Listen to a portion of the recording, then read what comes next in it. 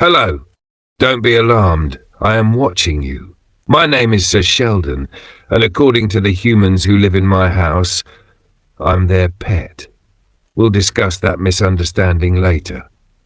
First, a little about me. I'm a tortoise. I enjoy good food, warm places, and staying as far away as possible from unnecessary responsibilities. So naturally, I'm doing rather well in life. Humans often tell me I'm slow. I find this offensive. I'm not slow, I'm careful. There's a difference. Before I go anywhere, I consider all possible outcomes. Then I reconsider them. Then, if the destination still seems worthwhile, I move. Humans could learn something from this.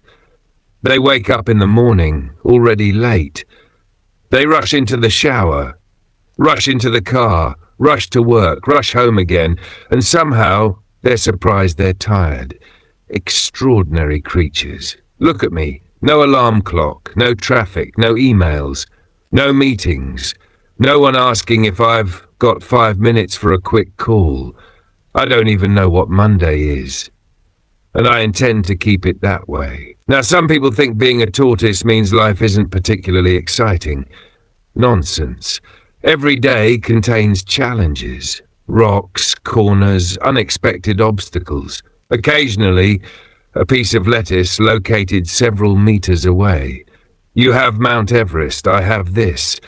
We all have our mountains, and when I decide I want to go somewhere, very little can stop me, apart from stairs, doors, cold weather, high furniture, and most objects taller than, well, me.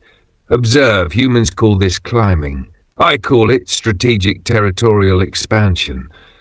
Nobody asked me to come up here. Nobody suggested it was a good idea, which naturally made it absolutely necessary. There's an important lesson here. Sometimes in life, you don't need a detailed plan. You simply choose a direction. Start moving and pretend you knew what you were doing all along. This technique appears to work extremely well for humans in management. Of course, once you reach the top, another problem appears. How exactly do you get down? I hadn't considered that part, but confidence is important.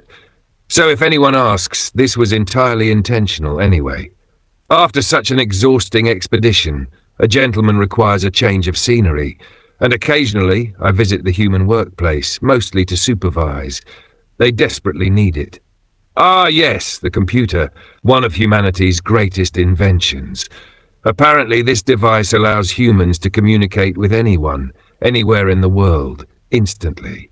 And what do they use it for? Watching videos of animals, excellent decision. I sometimes help with the typing. My technique is unconventional. 1 foot, several keys. No idea what I've written. But, judging by some emails I've seen, this appears to be standard business practice. The human says I'm standing on the keyboard. I prefer assisting with administration. Today I've sent 3 emails, changed a password, and possibly ordered something from Amazon. If a truck arrives tomorrow, we shall know. Humans spend an astonishing amount of time sitting here, typing, clicking, scrolling, then clicking again. Sometimes they stare at the screen for several minutes and sigh. I don't know exactly what work is, but it doesn't look healthy. Personally, my productivity system is much simpler. If something is important, I do it. If it isn't, I take a nap. You'd be amazed how many problems disappear using this method. Which brings us to another important part of my schedule. Rest. Humans have developed a strange belief that doing nothing is somehow unproductive. I strongly disagree. At this precise moment, I am conserving energy, considering my future, and monitoring the household, with my eyes closed. Now, occasionally, one of the humans interrupts my important thinking, usually with a finger. They call this affection. I tolerate it because, well, they control the food supply.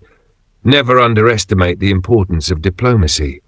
To be fair, the humans aren't terrible. They're noisy. They lose things constantly. They spend money on objects they already own. And they have an extraordinary ability to make simple things complicated.